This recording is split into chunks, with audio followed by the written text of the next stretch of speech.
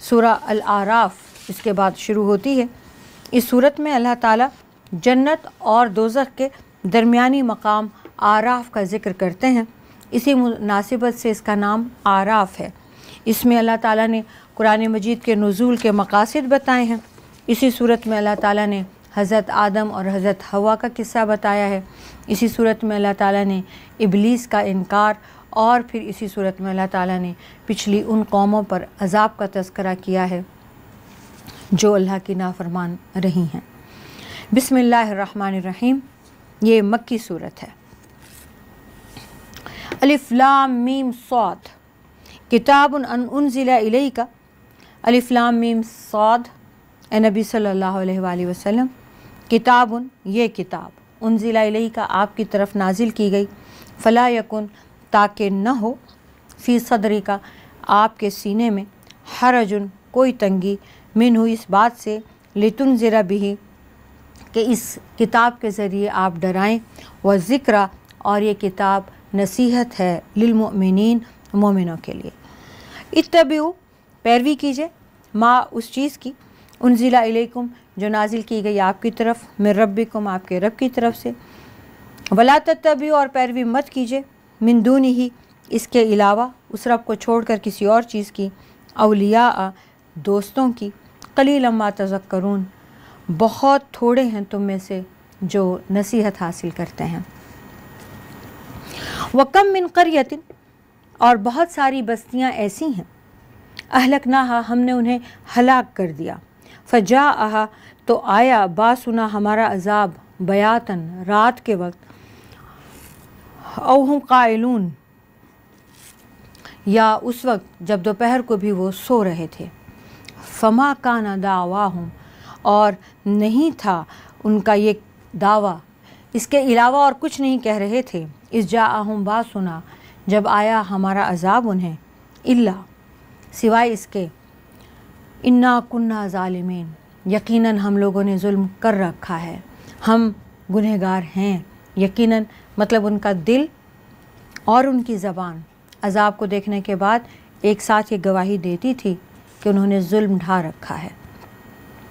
فَلَنَسْأَلَنَّ، ہم ان سے ضرور سوال کریں گے، الَّذِينَ أُرْسِلَ إِلَيْهِمْ، ان لوگوں سے جن کے پاس بھیجے گئے تھے رسول، وَلَنَسْأَلَنَّ الْمُرْسَلِينَ، اور ہم رسولوں سے بھی ضرور سوال کریں گے، فَلَنَقُصَّنَّ عَلَيْهِمْ، پھر ہم سب کچھ اپنے علم سے ان کے سامنے بیان کریں گے، بعلم، علم کے ذریعے، وما کننا غائبین، ہم دنیا میں غائب تو نہیں تھے، غیر حاضر تو نہیں تھے، والوزن یومئذ للحق، اور اس دن اعمال کا وزن کیا جانا برحق ہوگا، فمن ثقلت، تو پھر جو شخص بھاری ہو گئے موازینہ، جس کے ترازو، جس کے وزن، فاولئک هم المفلحون، تو بس وہی لوگ ہیں جو فلاح پا گئے، ومن خفت موازینہ، اور جس کے پلڑے ہلکے ہو گئے، جس کے نیک اعمال کا وزن کم ہو گیا، فاولئک الذین، تو یہ وہ لوگ ہوں گے، خسروا انفسہم، جو گھاٹے میں رہ گئے، جنہوں نے اپنی جانوں کو نقصان اٹھانے والا بنا دیا، بما کانوا بآیاتنا یظلمون، کیونکہ اس وجہ سے کہ وہ ہماری آیات کا، یظلمون، بے انصافی کرتے تھے، ہماری آیات کے ساتھ انصاف نہیں کرتے تھے، نافرمانی کرتے تھے۔ وَلَقَدْ مَكَّنَّاكُمْ، اور یقیناً ہم نے تمہیں بسا دیا، قدرت دی، فی الارض، زمین میں، وَجَعَلْنَا لَكُمْ، اور ہم نے بنائے تمہارے لیے، فیہا، اس زمین میں، معائشہ، اسباب زندگی، قلیلا ما تشکرون، تم میں سے بہت کم شکر کیا کرتے ہیں، وَلَقَدْ، اور تحقیق، خلقناکم، ہم نے تمہیں بنایا، ثم، پھر ہم نے تمہیں پیدا کیا، ثم، پھر صورناکم، ہم نے تمہاری شکلیں بنائیں، صورتیں بنائیں، ثم، پھر قلنا، ہم نے کہا، ملائکتی، فرشتوں سے، اسجدوا لآدم، آدم کو سجدہ کرو، فسجدوا، تو سب نے سجدہ کیا، الا ابلیس، سوائے ابلیس کے، لم یکن من الساجدین، اس نے سجدہ نہیں کیا، قال، اللہ تعالیٰ نے کہا، ما منعک، تجھے کس چیز نے روکا، اللہ تسجدہ، کہ تو سجدہ کرتا، اذ امرتک، جب میں نے تجھے حکم دیا تھا، قال، ابلیس نے جواب دیا، انا خیر منہ، میں اس سے بہتر ہوں، خلقتنی من نار، تو نے مجھے بنایا ہے آگ سے، وخلقتہ من طین، اور تو نے اسے بنایا ہے مٹی سے۔ قال، اللہ تعالیٰ نے کہا، فہبت، تو تم اتر جاؤ، منہا، اس آسمان سے، فما یکون لک، اور نہیں ہوگا تمہارے لیے، نہیں تھا تمہارے لیے، ان تتکبرا، تمہارے لیے تمہیں یہ بنتا نہیں تھا، تمہارے لیے جائز نہیں تھا، ان تتکبرا، کہ تم کبر کرتے، غرور کرتے، فیہا، اس معاملے میں، فخرج، نکل جاؤ، انک من الصاغرین، یقیناً تو ذلیلوں میں سے ہے۔ قال، شیطان نے کہا، انظرنی، مجھے مہلت دیجیے، الی یوم یبعثون، اس دن تک جب تک کہ یہ دوبارہ اٹھائے جائیں، یعنی قیامت کے دن تک۔ قال انک من المنظرین، اللہ نے فرمایا ٹھیک ہے، تمہیں مہلت دی گئی۔ قال فبما اغویتنی، وہ بولا، شیطان کہنے لگا، فبما اغویتنی، اس وجہ سے کہ تو نے مجھے گمراہ کیا، لأقعدن لہم، تو میں ان کے بیٹھ جاؤں گا ان کے لیے، صراطک المستقیم، تیرے سیدھے راستے کے بیچ میں، تیرے سیدھے راستے کے اوپر میں بیٹھ جاؤں گا۔ ثم، پھر، لآتینہم، میں لے آؤں گا، ضرور آؤں گا، من بین ایدیہم، ان کے سامنے سے، ومن خلفہم، اور ان کے پیچھے سے، وعن ایمانہم، ان کے دائیں سے، وعن شمائلہم، ان کے بائیں سے، ولا تجد اکثرہم شاکرین، اور اے الہی آپ ان میں سے اکثر انسانوں کو شکر گزار بندہ نہیں پائیں گے۔ عزیزان گرامی، یہ اللہ تعالیٰ کا اور شیطان کا مکالمہ ہے، جو شیطان نے اللہ تعالیٰ کو بندے کے بارے میں کہا۔ اللہ تعالیٰ نے زمین میں بسانے کا فیصلہ جب فرمایا اور زمین میں معاش اسباب فراہم کر دیے، تو اللہ تعالیٰ نے حضرت آدم کو پیدا فرمایا۔ اللہ تعالیٰ نے حضرت آدم کی صورت کو اپنے ہاتھوں سے بنایا۔ اللہ تعالیٰ جب صورت سنوار رہے تھے تو اللہ تعالیٰ نے پھر اس پتلے میں حضرت آدم کا ڈھانچہ بنا کے اللہ تعالیٰ نے عرش پہ رکھا، تو وہ کچھ روایات میں ہے 40 دن تک، اور کچھ میں ہے بہت زمانے تک عرش والے اسے دیکھتے رہے۔ کھنکھناتی ہوئی مٹی ہے، سڑا ہوا گارا ہے، بدبودار مٹی ہے، لیس دار مٹی ہے، چپکنے والی مٹی ہے، قسم قسم کی چیزیں ہیں یہ مٹی ہی کی، کوئی چپک رہی ہے، گارا ہے، بدبودار ہے، سڑی ہوئی ہے، کھنکھناتی ہوئی ہے۔ اب ان کو اندازہ تو ہو گیا کہ یہ مٹی ہی کی ساری چیزیں ہیں۔ اس کے بعد اس میں اللہ تعالیٰ نے بڑی خاص چیز ڈال دی جو سب سے قیمتی ہے، اور وہ کیا ہے؟ اللہ تعالیٰ کی اپنی روح، وہ اللہ نے اس میں ڈالی، اور پھر سب کو حکم دیا کہ آدم کے سامنے جھک جاؤ، سجدہ کرو۔ سجدے کا مطلب کیا ہے؟ جھک جانا۔ آدم علیہ السلام کو عزت دی، اور باقی سب کو کس کے آگے جھکا جاتا ہے؟ جو آپ سے بہتر ہو۔ تو سب کے سب اس کو سجدہ کرو۔ سب نے کر لیا، ابلیس نے نہیں کیا۔ ابلیس کو اللہ تعالیٰ پوچھ رہے ہیں کہ تمہیں کس چیز نے منع کیا، تم نے سجدہ کیوں نہیں کیا؟ تو جواب میں کہتا ہے کہ میں اس سے بہتر ہوں، تو نے مجھے آگ سے بنایا ہے اور تو نے اسے مٹی سے بنایا ہے۔ عزیزان گرامی، گواہی دے رہا ہے وہ کہ تو نے ہی مجھے بنایا ہے، تو میرا بھی خالق ہے، اور اپنے خالق کے سامنے غرور بھی کر رہا ہے، نافرمانی بھی کر رہا ہے۔ اللہ تعالیٰ فرماتے ہیں کہ ٹھیک ہے، تو نے غرور کیا ہے، یہ فیصلہ اللہ کا ہے کس کو عزت دینی ہے، یہ فیصلہ تیرا نہیں ہے کہ آگ زیادہ عزت کے قابل ہے اور مٹی حقیر ہے، یہ فیصلہ تیرا نہیں ہے اور ہو بھی نہیں سکتا کہ تو زیادہ معزز و مکرم ہے کہ آدم اشرف المخلوقات ہے، یہ فیصلہ بھی اللہ ہی کا ہے۔ اور سب سے بڑھ کر جو بات ہے وہ یہ ہے کہ اللہ تعالیٰ نے آدم میں اپنی روح پھونکی ہے، اور یہ کسی اور میں نہیں ہے، صرف آدم میں ہے اور آدم کی اولاد میں ہے۔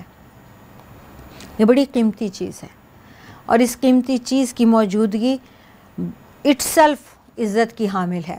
اللہ تعالیٰ نے کہ جب تو نے انکار کیا، اللہ کے حکم کو ماننے سے جب تو نے انکار کیا، تو تیرے اندر ایک غرور تھا، تو نے آدم کو حقیر سمجھا اور آدم سے حسد کیا، آدم سے نفرت کی، اور انکار اپنے خالق کا، نافرمانی اپنے مالک کی کر لی۔ اللہ تعالیٰ نے اسے کہا تم ذلیل اور خوار ہو گئے، دھتکارے ہوئے ہو گئے، نکل جاؤ، چلے جاؤ، میرے سامنے سے دور ہو جاؤ۔ اب وہ اس کے بعد یہ کہہ رہا ہے کہ مجھے مہلت دو. اب آپ اس کو شیطان کی دعا بھی کہہ سکتے ہیں. وہ اللہ تعالیٰ سے اس سب کے بعد بھی وہ اللہ سے ہی مانگ رہا ہے. اسے پتہ ہے کہ دینے والی ذات صرف اسی کی ہے. بھلے نافرمانی کر کے بھی مانگوں گا تو دے گا تو وہی. مانگ رہا ہے کہ مجھے مہلت دے دو قیامت کے دن تک. اس کو کس بات کے لیے؟ اس سے بدلہ لینے کے لیے، جس کی خاطر تو نے مجھے دھتکار دیا، مجھے ذلیل کر دیا، مجھے اپنی نگاہوں سے دور ہو جانے کا حکم دے دیا. اسی کو میں نے بہکانا ہے، اس سے میں نے بدلہ لینا ہے، کیونکہ اس کی وجہ سے تو نے مجھے گمراہ کر دیا. عزیزان گرامی، 6000 سال شیطان حضرت آدم سے بڑا ہے، سینئر ہے، پہلے پیدا ہوا ہے، علم حاصل کیا ہے، علم پھیلایا ہے، صلح کرائی ہے. جنات کی روح اللہ نے اس میں، جنات کے اس پہ اس کو بنایا. پھر یہ زمین پہ اترا.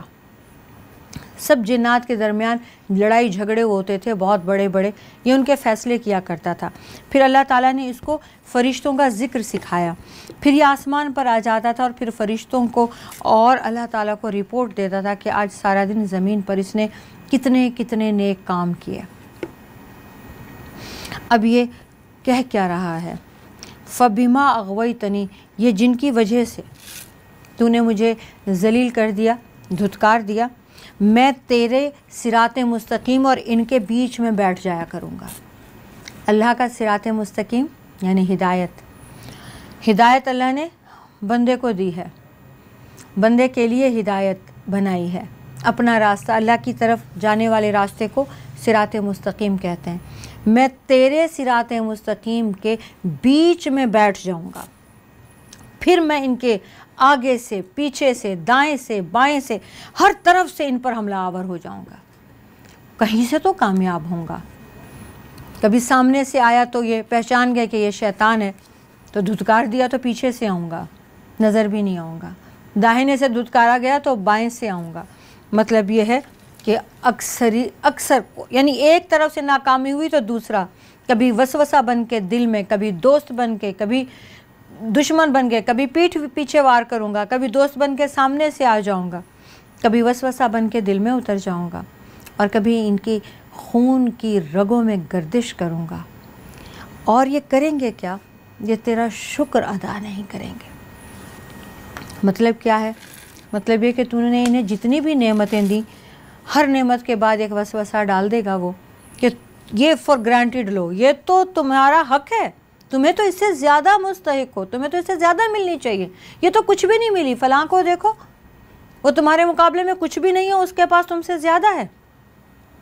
اب ظاہر ہے بندہ اس چکر میں پڑ جائے کہ فلاں کے پاس مجھ سے زیادہ کیوں ہے، تو اپنا شکر کم کیسے کرے گا اور کیوں کرے گا؟ تو سب سے بڑا شیطان کا حملہ آپ پر ناشکری کا ہے. سب سے زیادہ اللہ کے قریب وہ بندہ ہے جو اس کی نعمتوں کا شکر ادا کرتا ہے، اور سب سے زیادہ اللہ کے نزدیک وہ بندہ برا ہے جو ناشکرا ہے. اس لیے آپ صلی اللہ علیہ وسلم نے فرمایا کہ جو بندوں کا لا یشکر الناس لا یشکر اللہ، کہ بندوں کا بھی جو قدردان نہیں ہے، جو اپنے اوپر احسان کرنے والے کی عزت قدر نہیں کرتا، وہ اللہ کی بھی نہیں کرتا. یعنی آپ کو کوئی سی بھی نعمت فار گرانٹیڈ نہیں لینی ہے. جو بھی آپ کو اللہ تعالیٰ نے عطا کیا ہے، یہ اللہ کا خاص کرم ہے، اور ہر نعمت کا وہ حساب لے سکتا ہے اور لے گا. ہاں، جو اس کے شکر گزار بندے ہیں تو وہ کیا اس کے لیے وعدہ کرتا ہے، لَإِن شَكَرْتُمْ لَأَزِيدَنَّكُمْ، اگر شکر ادا کرو گے تو اور بڑھاؤں گا، نعمتیں بڑھا کر دوں گا. قال اخرج منہا، اللہ تعالیٰ نے فرمایا اخرج منہا، نکل جاؤ یہاں سے، مذعوما مدحورا، ذلیل ہو کر، دھتکارے ہوئے، پھٹکارے ہوئے. لمن تبعک، جو بھی تمہاری پیروی کرے گا، منہم، ان بندوں میں سے، لَأَمْلَأَنَّ، میں ضرور بھر دوں گا، جہنم، ایسے لوگوں سے جہنم، منکم اجمعین، تم سب کے سب سے، جو ایسے جو تمہارے کہنے پہ چلیں گے ان سے جہنم بھر دوں گا. اب یہ باتیں اس کے اللہ تعالیٰ سے ہو گئیں. اس کے بعد وَيَا آدم اسکن انت وزوجک، اے آدم تم اور تمہاری بیوی جنت میں رہو، فَكُلَا، اور دونوں کھاؤ، مِنْ حَيْثُ شِئْتُمَا، جہاں سے تم چاہو، وَلَا تَقْرَبَا هَٰذِهِ الشَّجَرَةَ، اور اس درخت کے قریب تم دونوں نہ جانا، فَتَكُونَا مِنَ الظَّالِمِينَ، نہیں تو دونوں تم نافرمان ہو جاؤ گے، ظالم ہو جاؤ گے۔ فَوَسْوَسَ لَهُمَا الشَّيْطَانُ، تو شیطان نے ان دونوں کو بہکانے کے لیے ان کے دل میں وسوسہ ڈالا، لِيُبْدِيَ، تاکہ ظاہر کر دے، لہما، ان دونوں کے سامنے، ما اوری عنہما، جو اللہ تعالیٰ نے چھپا دی تھیں، دونوں کی شرم گاہیں، من سوآتہما، ان دونوں کی شرم گاہیں، وقال ما نہاکما، تو شیطان نے کہا تمہارے رب نے اور کسی وجہ سے ربکما نہیں روکا تمہیں، عن هذه الشجرۃ، اس درخت کے قریب جانے سے، الا، سوائے ایک ہی بات ہے، ان تکونا ملکین، اگر تم اس کے قریب چلے جاؤ گے تو شاید تم فرشتے بن جاؤ، او تکونا، اور یا تم دونوں ہو جاؤ، من الخالدین، ہمیشہ ہمیش کے لیے زندہ رہنے والے۔ وقاسمہما، اور ان دونوں کے سامنے قسمیں اٹھاتا رہا، انی لکما لمن الناصحین، کہ میں تم دونوں کا بہت خیر خواہ، ہمدرد اور دوست ہوں۔